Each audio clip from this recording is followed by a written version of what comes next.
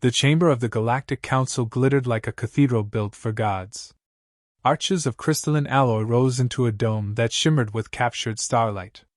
Beneath its vast canopy, hundreds of delegates gathered, their voices clashing in a chorus of arrogance, fear, and calculation.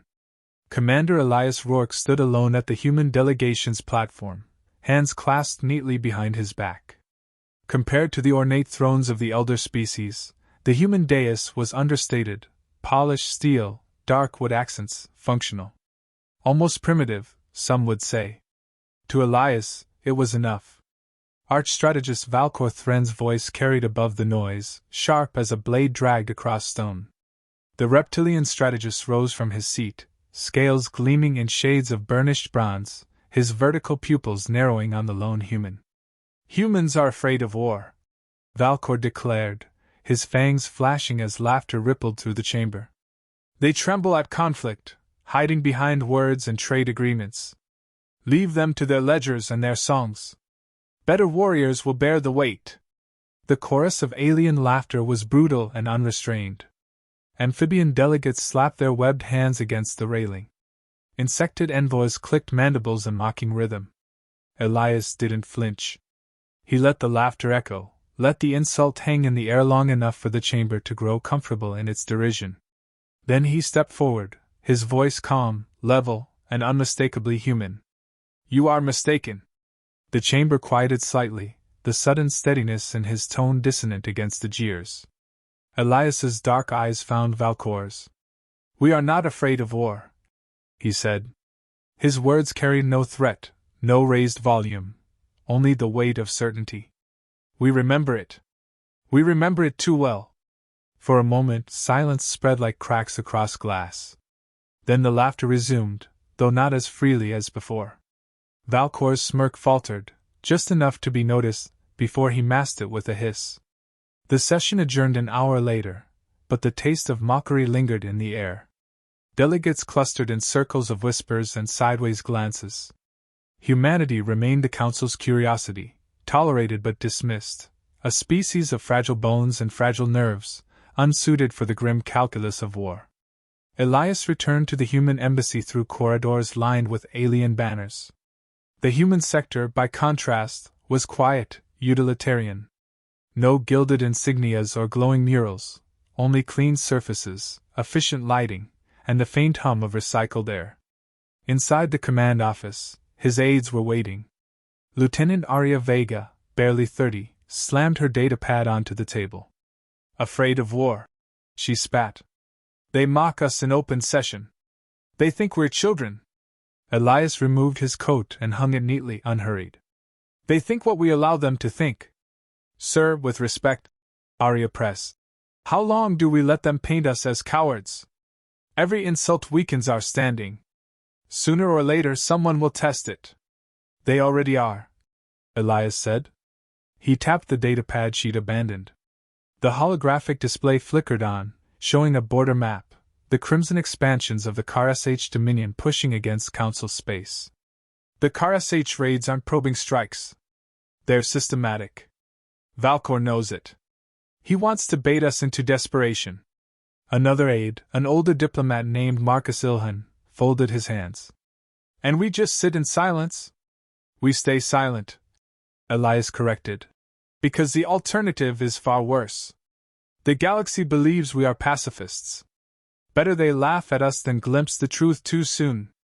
Arya exhaled sharply, frustrated but holding back words. She'd been born in orbit over Ceres, raised in peace, but trained like every human child since the unification, trained with simulations, histories, scars preserved in memory. To be dismissed as timid grated at her. Elias saw it in her clenched jaw. "They ridicule restraint because they don't understand it," Elias said quietly. "But one day they will." That night, Elias stood alone in the embassy's archive chamber. Hollow screens lit the walls with scenes of Earth's past.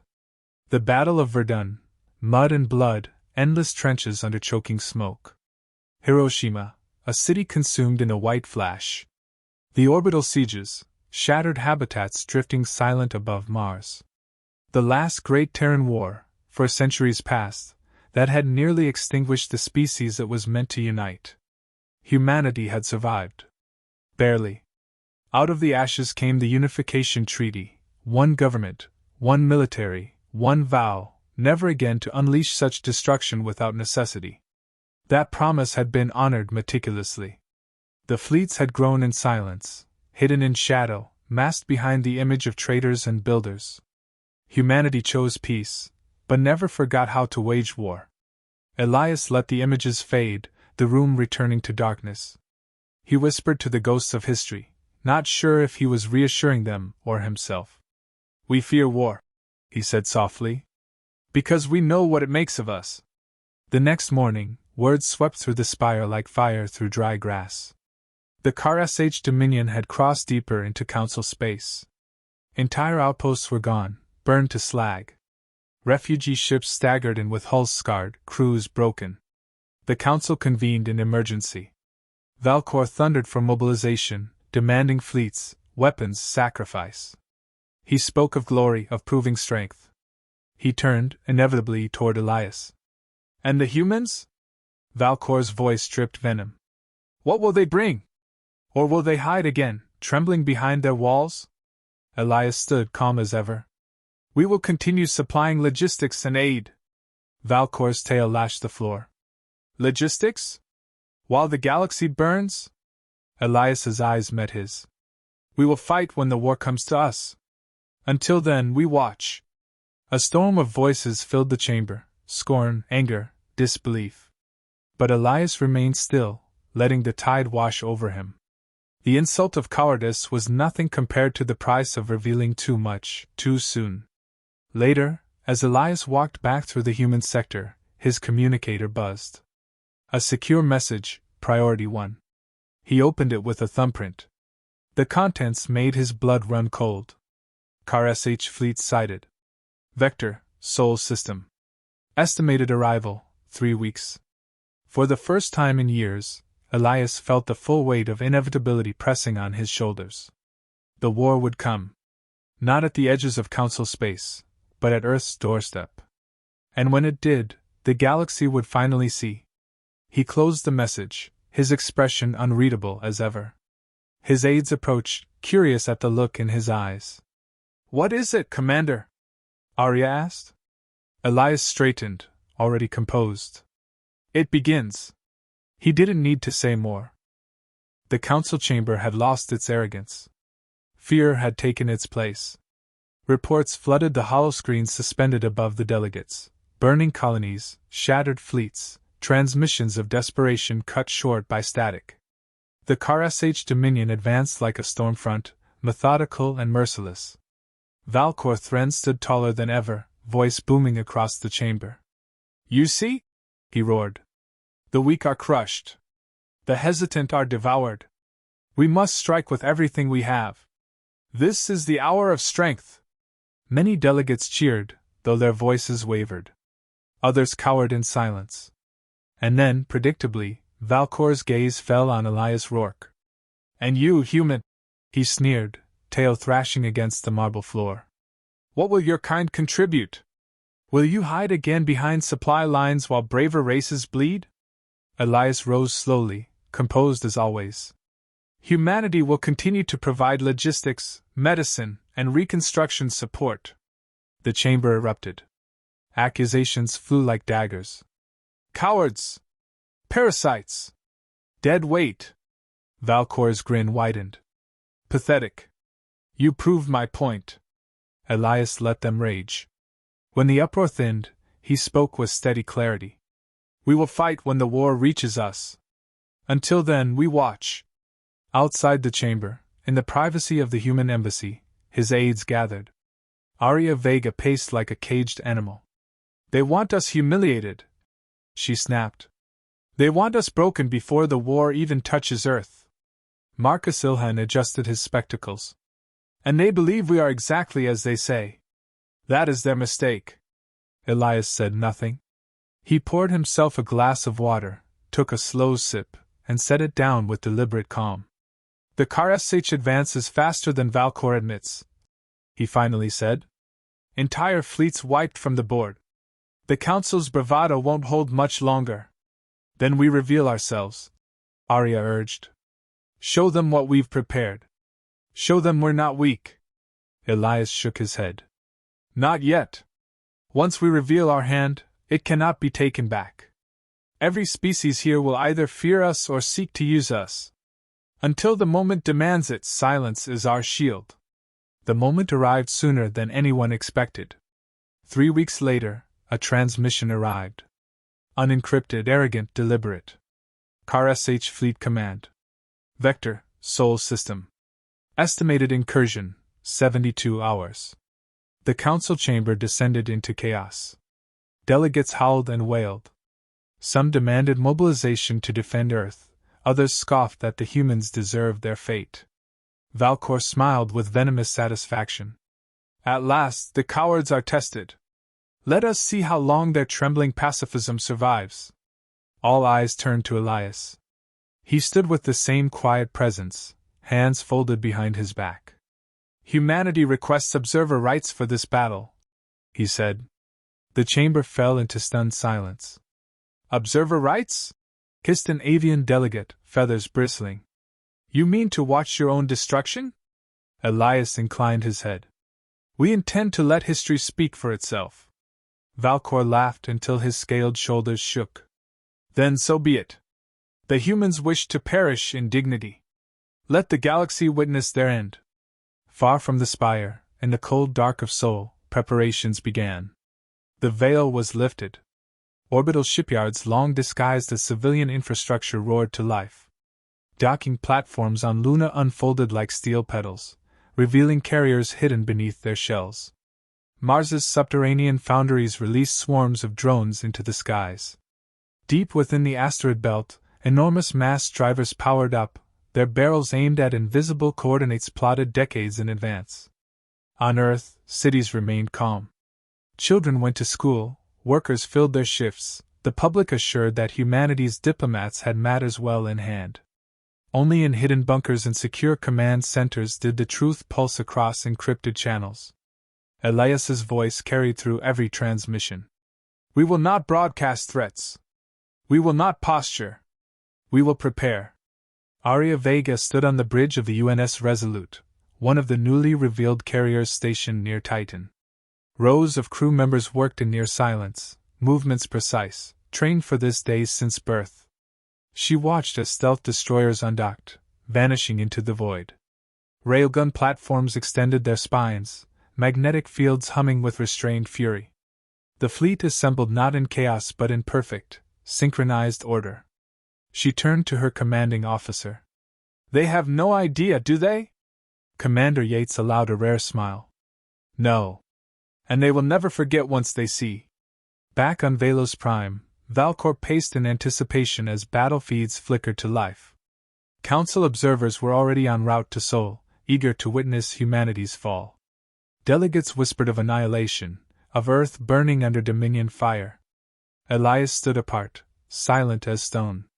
Valcor finally addressed him, voice dripping with satisfaction. Do you pray, human? Do you beg your fragile gods to spare you? Elias looked at him evenly. No. We prepare. Valcor laughed, but there was a crack in his confidence he didn't yet recognize. The first HFY fleet broke into Sol system at the edge of Pluto's orbit. Warships blotted out the stars, their hulls bristling with weaponry designed to terrorize. Commanders boasted across open frequencies, taunting their prey. Humanity, the transmission snarled. Your time ends here. Submit, and we may leave scraps of your world intact. No reply came. Not a single human transmission answered. Only silence. The council observers grew restless in their stations, whispering predictions of slaughter. Some prepared ceremonial dirges. Valcor leaned forward, eager to savor the humiliation. But Elias remained still, eyes fixed on the feed. In orbit of Titan, Arya's voice was steady as she issued commands. All ships, activate silent protocols. No warnings. No declarations. Begin Operation Iron Veil. The human fleet moved as one. Stealth ships glided into position, mass drivers aligned across the belt, orbital cannons rotated to calculated vectors. Crew members worked in silence, their expressions focused, their training absolute. Humanity had been preparing for this moment not for years, but for centuries. At the embassy on Velos Prime, Elias's communicator pulsed once. He tapped it open. A single line appeared. All units ready? Awaiting command. He closed the device, his expression unchanged. Then, for the first time in weeks, he allowed himself a whisper, audible only to him. Now. The KRSH commanders, expecting panic, saw nothing. No resistance, no desperate broadcasts, only the quiet void. Then the first railgun slug tore through space, invisible until impact. A Dominion dreadnought split apart in a spray of fire and debris. Before alarms even registered, 3 more ships erupted into molten fragments. Human destroyers decloaked in their midst, unleashing coordinated strikes with surgical precision. Carrier wings launched drones that swarmed like shadows, disabling engines and cutting through escorts in silence.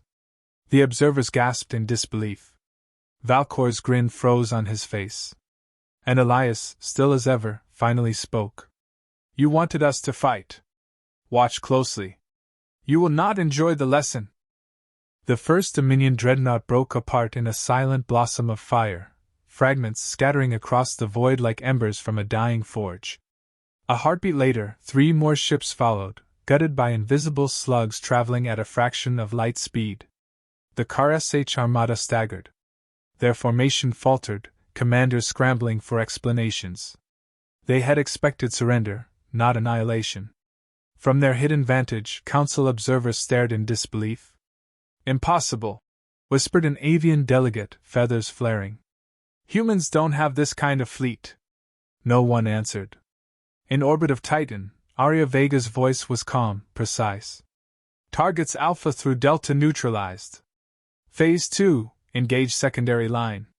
Human destroyers glided from shadow, cloaks shedding like water. Railguns thundered, invisible fury piercing KRSH hulls with mechanical certainty. Drone swarms poured from carriers, their dark wings cutting across space. The Dominion tried to rally, unleashing waves of plasma fire. Yet every barrage struck empty void. Human ships anticipated, shifted, vanished before impact. On the bridge of the Resolute, Commander Yates watched the tactical display with grim satisfaction. Decades of simulations, he murmured, and now they learn we weren't training for games. At Velos Prime, the chamber that had once echoed with ridicule now sat in stunned silence. Delegates leaned forward, transfixed by the feeds streaming from Seoul. Valkor's scaled hands clenched the railing.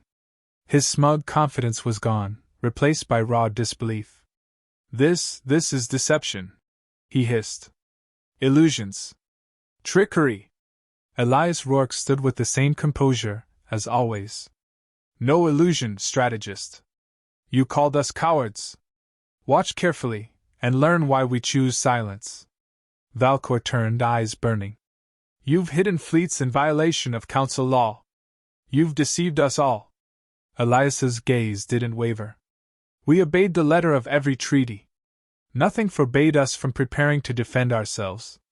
You assumed restraint meant helplessness. That was your error, not ours. The Dominion pressed forward, desperate to overwhelm by sheer numbers. Yet for every ship they advanced, another died. Mass drivers hidden in the asteroid belt shredded cruisers from unimaginable distances. Stealth bombers appeared like ghosts, dropped their payloads, and vanished before counter-fire. Council observers could only watch as the battle turned grotesquely one-sided. On one channel, a Dominion captain screamed as fire consumed his bridge. This cannot be! They are primitives! They are! The feed cut to static. Another dreadnought exploded under a coordinated strike, drones piercing its reactor core. Arya's voice remained steady, emotionless. Phase 3. Collapsed their center. By the 4th hour, the KRSH fleet was in retreat. Survivors fled toward the outer rim, only to find human ships already waiting. Cut off, surrounded, they broke apart in panic. And humanity did not stop. The Resolute and her sister carriers launched pursuit groups, driving Dominion remnants beyond Neptune. Stealth frigates pushed further, crippling supply lines before the enemy could regroup. What the KRSH expected to be a swift extermination had become a rout. Commander Yates gave the order without hesitation. Advance. Do not allow them time to breathe. For centuries, humanity had trained not for war's glory, but for its finality. They knew hesitation only prolonged suffering. When they fought, they finished. Back in the council chamber, fears spread faster than all. Delegates whispered of what humanity must have hidden, how long they had planned, what else they concealed behind their quiet masks. Valkor's bravado collapsed into rage. This is dangerous. Do you not see? They are not peacekeepers. They are predators disguised in civility. Elias turned toward him, calm as ever. Predators seek conquest. We seek survival.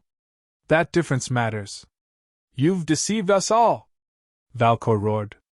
Elias's voice carried like a blade drawn in silence. We deceived no one. You assumed weakness. We allowed it. You mocked our restraint. You mistook our caution for fear. And now the galaxy sees the cost of that mistake. The battlefields continued for days, though most observers stopped watching after the first. Human fleets swept beyond Sol, liberating colonies the Dominion had enslaved. They moved with ruthless efficiency, no wasted motion, no prolonged campaigns. At every step, council races watched in silent awe, some with reverence, others with dread. When the Dominion finally sued for ceasefire, it was not the council they approached. It was humanity. Weeks later, the council chamber convened again. The air was different now, quiet, wary, heavy with a respect laced with unease.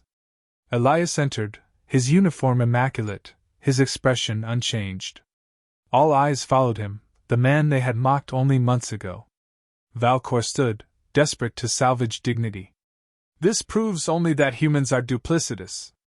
They pretend at peace while preparing for slaughter. Such a race is too dangerous to be trusted, the chamber murmured. Some nodded. Others recoiled. Elias stepped forward, his voice steady, every syllable deliberate.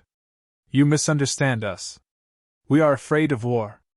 Afraid of what it makes us. Afraid because we know its weight better than any here. He let the words hang, the chamber leaning into the silence. We remember entire continents burned. Cities erased in a single flash. Worlds bled dry until nothing remained but ash and graves. We fear war not because we cannot fight, but because we know what happens when we do. He looked directly at Valkor. You mocked restraint. You called us cowards. You saw silence and mistook it for weakness. Now you understand, when humanity chooses to fight, we do not stop until it is done. The chamber was still. No jeers, no laughter, not even breath. The memory of the battle hung heavy, undeniable. Valkor opened his mouth, but no words came. That evening, Elias returned to the human sector. Alone, he stood before the archive screens once more. Scenes of Earth's old wars filled the room, the trenches, the mushroom clouds, the silent orbits of wreckage. Ghosts of humanity's past stared back at him. He spoke softly, the words not for the council, not even for his people, but for the memory of those who had fallen long before. We are afraid of war, yes. Because when it comes, we remember who we are. And the galaxy will remember too. He closed the archives, leaving the room in silence.